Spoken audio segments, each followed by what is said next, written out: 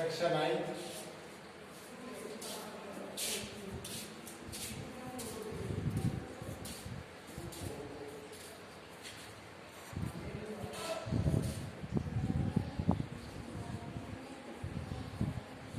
विषय गणित और टॉपिक हम लेंगे आपकी कक्षा 9 के अंदर एक नया टॉपिक पढ़ा है त्रिकोणमिति ट्रिग्नोमेट्री। उसके बारे में आपको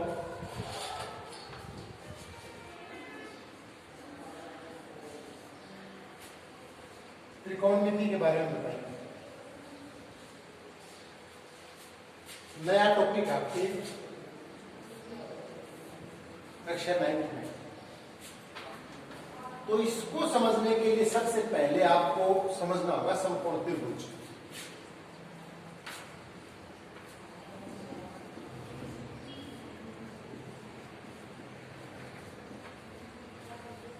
ये समकोण त्रिभुज, अब समकोण त्रिभुज समझने के लिए आपको त्रिभुज के बारे में पूरा नॉलेज होना चाहिए। त्रिभुज कोणों के आधार पर डिवाइडेशन हुआ है त्रिभुज का समकोण त्रिभुज। तो सबसे पहले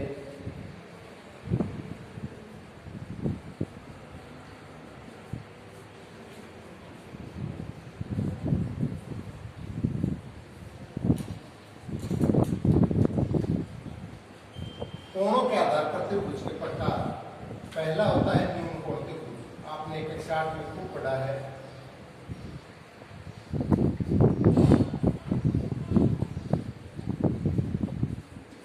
और दूसरा है आपका अधिकोण त्रिभुज।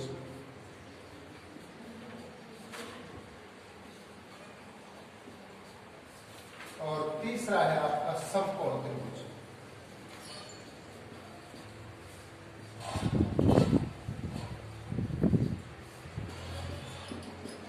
ये त्रिभुज के प्रकार है कोणों के आधार पर। वैसे भुजाओं के आधार पर भी त्रिभुज के प्रकार आपने पढ़े हैं कक्षा 8 में।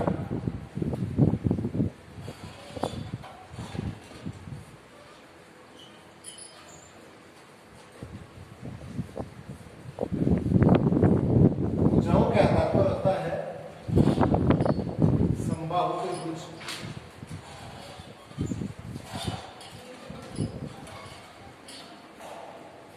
और दूसरा होता है समद्विबाहु।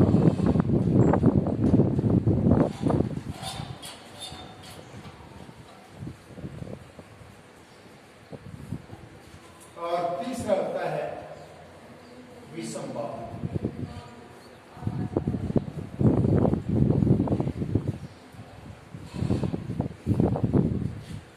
विषमबाहु त्रिभुज ये भुजाओं के आधार पर। समबाहु का मतलब जिसकी सभी भुजाएं सम मतलब बराबर, बाहु का मतलब हो गया भुजा, जिसकी सभी भुजाएं बराबर होती है वो समबाहु त्रिभुज हो गया। ये आपका समबाहु त्रिभुज है, तीनों भुजाएं बराबर है। और समद्विबाहु, इसमें केवल 2 भुजाएं बराबर होती है। और विषमबाहु के अंदर आपको कोई भी भुजा बराबर नहीं होती है, तीनों भुजाएं अलग अलग माप होती है। तो ये हो गया आपका भुजाओं के आधार पर त्रिभुज।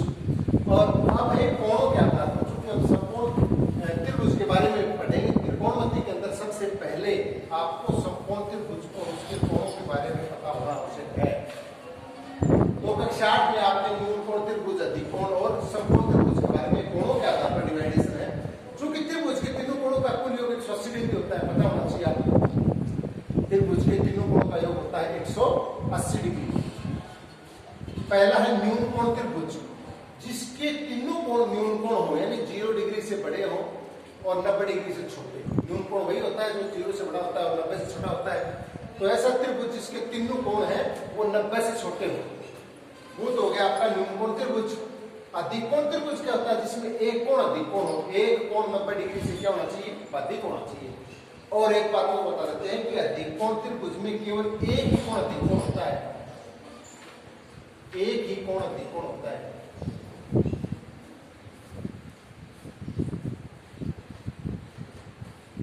इसमें 2 कोण अधिकोण नहीं हो सकते हैं, क्योंकि यदि 2 कोण अधिकोण हो गए, यानी अधिकोण का मतलब क्या हुआ? 90 डिग्री से बड़ा होता है और 180 डिग्री से छोटा।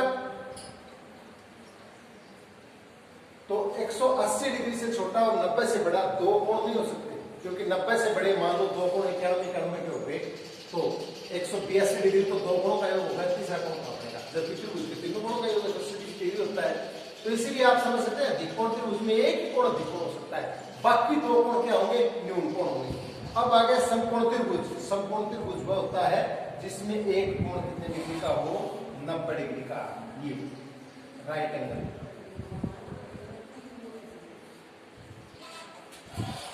ऐसा त्रिभुज जिसके अंदर एक कोण 90 डिग्री का हो वह समकोण त्रिभुज कहलाता है। और उसके शेष दो कोण है ये न्यून कोण होते हैं। शेष दो कोण क्या होते हैं, न्यून कोण। तो समकोण त्रिभुज पे आगे हम त्रिभुज के जो प्रकार थे वो कोणों के आधार पर 3 प्रकार के हैं, भुजाओं के आधार पर भी 3 प्रकार के हैं। भुजाओं में और आपको थोड़ी सी जानकारी दे देते हैं कि त्रिभुज के अंदर देखो बड़ी भुजा के सामने का कोण बड़ा होता है और छोटी भुजा के सामने का कोण छोटा होता है। कोणों के अंदर देखिए बड़ी भुजा होगी उसके सामने का कोण भी बड़ा होगा। जैसे इस त्रिभुज में मान लो ये भुजा सबसे बड़ी है तो ये कोण भी सबसे बड़ा होगा। अगर ये कोण सबसे बड़ा है तो इसके सामने की भुजा भी सबसे बड़ी होगी। बड़े कोण के सामने की भुजा बड़ी और छोटे कोण के सामने की भुजा छोटी होती है। और त्रिभुज की किन्हीं दो भुजाओं का योग तीसरी भुजा से अधिक होता है और दो भुजाओं का अंतर होता है वो तीसरी भुजा से कम होता है। दो भुजाओं का योग, त्रिभुज की दो भुजाओं का योग होगा वो तीसरी भुजा से बड़ा मिलेगा आपको, कोई भी त्रिभुज हो किसी प्रकार का। और यदि दो भुजाओं का अंतर करेंगे, किन्हीं भी दो भुजाओं का ले लो आप, तो वो तीसरी भुजा से हमेशा क्या मिलेगा आपको, कम मिलेगा। ये भुजाओं से संबंधित बातें थी त्रिभुज के अंदर। अब हमारे समकोण त्रिभुज पे, क्योंकि समकोण त्रिभुज से ही आपकी जो त्रिकोणमिति है, ट्रिग्नोमेट्री है, नया टॉपिक आपके लिए ध्यान से समझना पड़ेगा। अब हम आ रहे हैं समकोण त्रिभुज पे।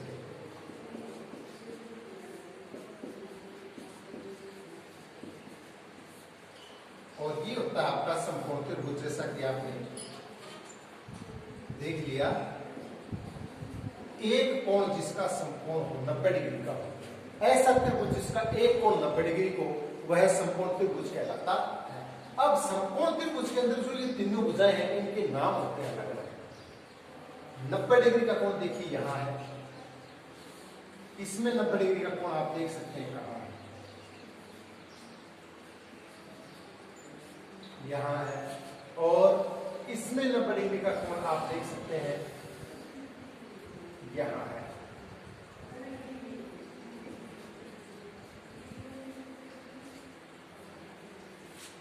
ये 90 डिग्री है, इसमें ये 90 डिग्री है। त्रिभुज चाहे कैसे बनाया गया हो, ऐसे भी बना सकते हैं आप। इसमें 90 डिग्री यहां है,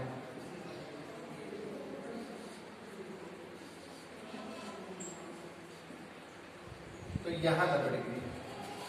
तो त्रिभुज कैसे भी बना दिया जाए, 90 डिग्री कोण से संबंध में समकोण त्रिभुज पहचानने के लिए सिर्फ एक ही है विशेषता इसकी कि ऐसा त्रिभुज जिसके अंदर एक कोण समकोण 90 डिग्री का हो। अब ये 90 डिग्री के जो सामने की भुजा है ये कहलाती है कर्ण। इसमें कहा है कर्ण, 90 डिग्री के सामने ये हो गया कर्ण, नाम है इसका। ये इस 90 डिग्री के सामने की भुजा ये क्या होगी, कर्ण होगी। ये 90 डिग्री के सामने की भुजा ये क्या होगी, कर्ण। कर्ण समझाया गया आपको, देखो ध्यान से, इंपॉर्टेंट पॉइंट है इसका कि 90 डिग्री के सामने की भुजा है वो क्या कहलाती है, कर्ण कहलाती है। ध्यान से देखें, 90 डिग्री के सामने की भुजा है वो कर्ण कहलाती है। अब उसके बाद में शेष दो भुजाएं बन गई जो 90 डिग्री के कोण की रचना करती है, उसमें एक आधार होता है, एक लंब होता है। कर्ण पहचानना जरूरी है इसमें। 90 डिग्री चित्र कैसे बना हुआ, 90 डिग्री का कोण देखें, उसके जस्ट सामने कर्ण हो गई, यहाँ ये कर्ण हो गया और यहाँ ये कर्ण हो गया। अब ये इसमें हो गया आधार, एक भुजा, और ये हो गया इसमें लंब। ये नाम है इसमें। समकोण त्रिभुज में तीनों भुजाओं की क्या है, नाम। इसमें आप इसको आधार कह सकते हैं, इसको आधार कह सकते हैं, और ये हो गया आपका लंब। लंब और आधार चेंज भी हो सकते हैं। इसको आप लंब कह सकते हैं, इसको आप आधार कह सकते हैं, लेकिन कर्ण नो चेंज रहेगा। और ये किस प्रकार से चेंज होंगे, किस प्रकार लंब को आधार कहेंगे, लंब को आधार को लंब कैसे कहेंगे, ये हम जब आगे एक्सरसाइज के अंदर पढ़ेंगे उस समय आपको पता चल जाएगा। और इसमें देखिए ये आधार हो गया आपका या आप ये भी आधार कह सकते हैं, आप इसको भी आधार कह सकते हैं। तो ये क्या हो गया आपका लंब हो सकता है, ये आपका आधार हो सकता है और ये आपका लंब हो सकता है। लंब और आधार चेंज हो जाए, अगर ये लंब कह दे तो ये आधार हो गया, लेकिन कर्ण नो चेंज रहेगा, ध्यान रखना। तो ये समकोण त्रिभुज के बारे में एक बेसिक नॉलेज आपका। अब इसमें है पाइथागोरस प्रमेय।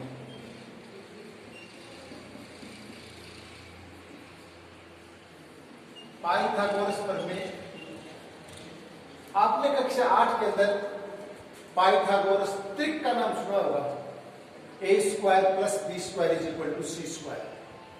तो इसके अंदर देखो क्या होगा, कर्ण, ये कर्ण हो गया। कर्ण सबसे बड़ी भुजा होती है, एक चीज और देखो इसमें, सबसे बड़ी भुजा का नाम कर्ण है। कैसा भी त्रिभुज, समकोण त्रिभुज चाहे किसी प्रकार से आप बनाते, समकोण त्रिभुज की बात हो रही है, समकोण त्रिभुज में होती है नाम। अदरवाइज कोई भी आपने अगर न्यूनकोण त्रिभुज बना दिया, त्रिकोण त्रिभुज बना दिया, तो उसके अंदर भुजाओं के नाम नहीं होंगे, ये नाम केवल समकोण त्रिभुज में होते हैं। तो समकोण त्रिभुज में सबसे बड़ी भुजा है वो क्या कहलाती है, कर्ण। बड़ी भुजा पाइथागोरस प्रमेय क्या है, देखिए आप, कर्ण स्क्वायर इज इक्वल टू आधार स्क्वायर प्लस लंब स्क्वायर, ये होता है। अगर आपको कर्ण निकालना है, ये निकालना है, आधार लंब दो दे दिया, तो इन दोनों का वर्ग करेंगे और इसको जोड़ेंगे, वो कर्ण के स्क्वायर के बराबर होगा। ये आपकी पाइथागोरस प्रमेय कहलाती है। कर्ण बड़ी भुजा है, चूंकि बड़ी भुजा आपको निकालनी है तो दोनों छोटी भुजाओं का वर्ग करके आपको जोड़ना पड़ेगा, तब आपके पास बड़ी भुजा आएगी। यदि आपको इन दोनों छोटी में से कोई निकालनी है, या अब ये मेन प्रमेय तो है आपकी, अगर हमें आधार निकालना है, आधार स्क्वायर बराबर कर्ण स्क्वायर माइनस लंब स्क्वायर, यदि हमें आधार निकालना है,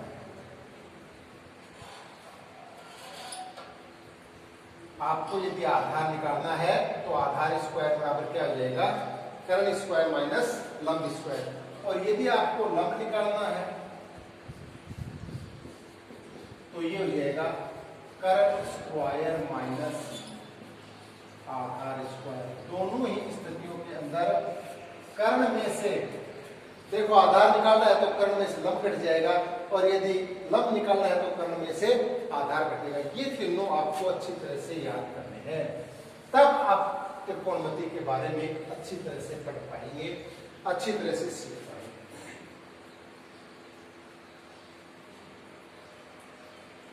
इसको अच्छी तरह से रिवाइज करो, याद करो इनको अच्छी तरह से, क्योंकि कर्ण सबसे बड़ी भुजा होती है। तो आधार स्क्वायर प्लस लंब स्क्वायर, कर्ण स्क्वायर, कर्ण निकालना है तो यदि आधार निकालना है तो कर्ण में से लंब कटेगा, यदि लंब निकालना है तो कर्ण में से आधार कटेगा। ये आपको जरूरी है याद करना। अब इसके बाद में हम आते हैं आपकी त्रिकोणमिति के अंदर। त्रिकोणमिति के अंदर आपके सिलेबस में 6 थीटा दिए हुए हैं, कक्षा 9। थीटा का मतलब कोण होता है, थीटा का मतलब क्या होता है, कोण। पहला है आपका साइन थीटा, ये थीटा है, इसका मान है कोण। दूसरा है आपके कोस थीटा, और तीसरा है आपके टेन थीटा, चौथा है कोट थीटा, पांचवा है